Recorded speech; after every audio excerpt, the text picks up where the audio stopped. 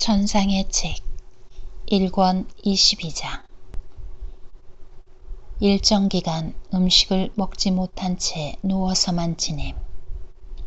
사제의 첫 방문으로 마비 상태에서 풀려나다.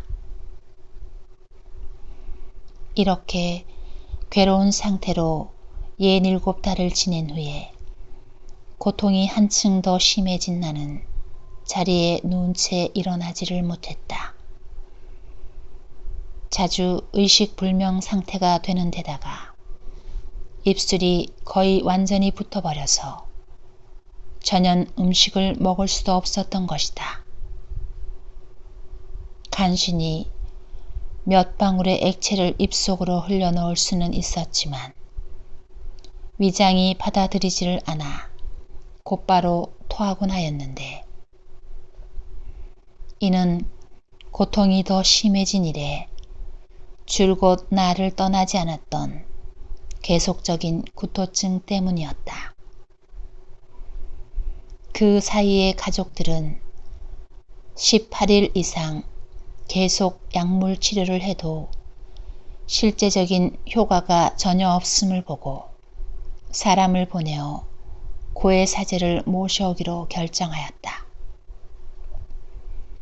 그것은 나로 하여금 고해 성사를 보게 하려는 것 외에는 다른 목적이 없는 결정이었다. 고해 사제는 거의 돌덩이처럼 굳어있는 나를 보고 십자성어를 그으면서 그 죽음의 수면 상태에서 깨어나라고 내게 명령했다. 그리고 마비된 신경이 제대로 움직이도록 나를 도와주었다. 내가 충분히 의식을 회복했을 때에 그 사제는 말해주시오.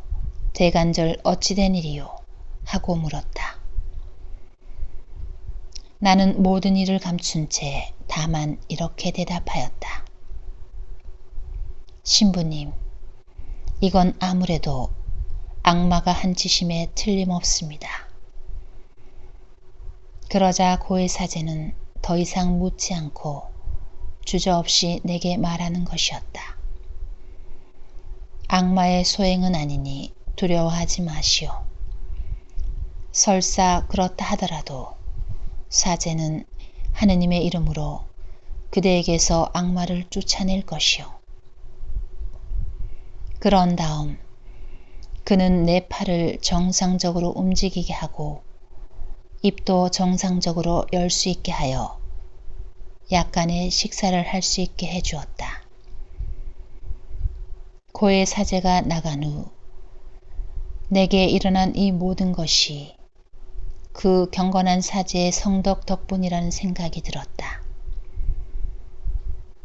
거의 기적적인 일로 여겨져서 충만한 기쁨을 느끼며 이렇게 중얼거렸던 것이다.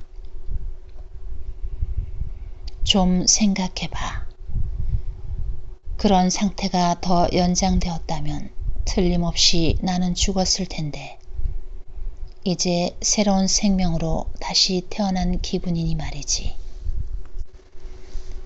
하느님께서 이처럼 당신 사제의 성덕으로 내 건강을 회복해 주신 데 대해서 지금도 감사하고 앞으로도 늘 감사할 것이다. 그럼에도 숨길 수 없는 사실이 있었으니 그것은 내가 그 죽음의 상태에 완전히 자신을 내맡기고 있었기에 이미 거기에서 풀려난 뒤에도 마음 한편으로는 아직 죽지 않았다는 것이 못내 아쉽더라는 점이었다.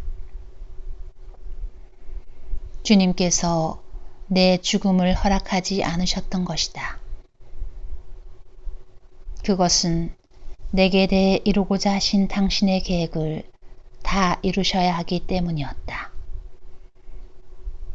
그래서인지 그분께서는 내가 지속적인 산재물이 되기를 원하신다는 표를 그날 중으로 주셨고 나로 하여금 앞서 언급한 상태 속으로 떨어지게 하셨다.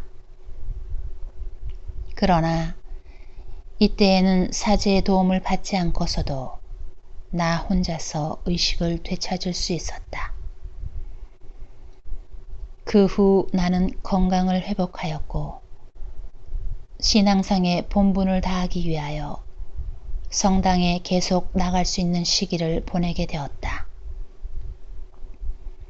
그런 어느 날 성체를 받아 모시고 나자 예수님께서 당신의 아픔과 고통을 나와 함께 나누고자 하시는 시간을 말씀해 주셨다.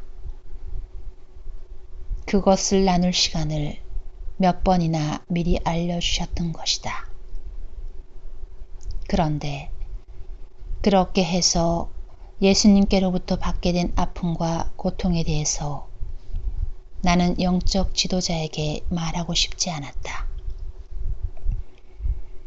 그 사제의 성덕을 몰라서가 아니라 이 일에 대해 상세히 이야기하고 싶다는 생각이 들기만 해도 내가 더없이 교만한 인간으로 여겨졌기 때문이다. 이러한 상태는 예수님의 고통에 참여한 후에 다른 사람의 도움 없이도 스스로 회복할 수 있었던 시기까지 얼마 동안 계속되었다. 예수님께서 일체를 다 해주셨던 것이다. 그러나 그 기간이 지난 다음에는 종전처럼 혼자서 깨어날 수 없는 때가 왔다. 따라서 어느 날 가족들이 다시 고의 신부를 모셔오지 않을 수 없게 되었다. 그는 내 정신이 깨어나게 한 후 이렇게 말하였다. 이제부터 성당에 오는 날은 영성체 전이든지 감사 기도를 마친 후든지 고해실로 오시오. 그러면 내가 여기 오지 않아도 이 고통의 상태에서 늘 혼자 깨어날 수 있도록 강복해 주겠소.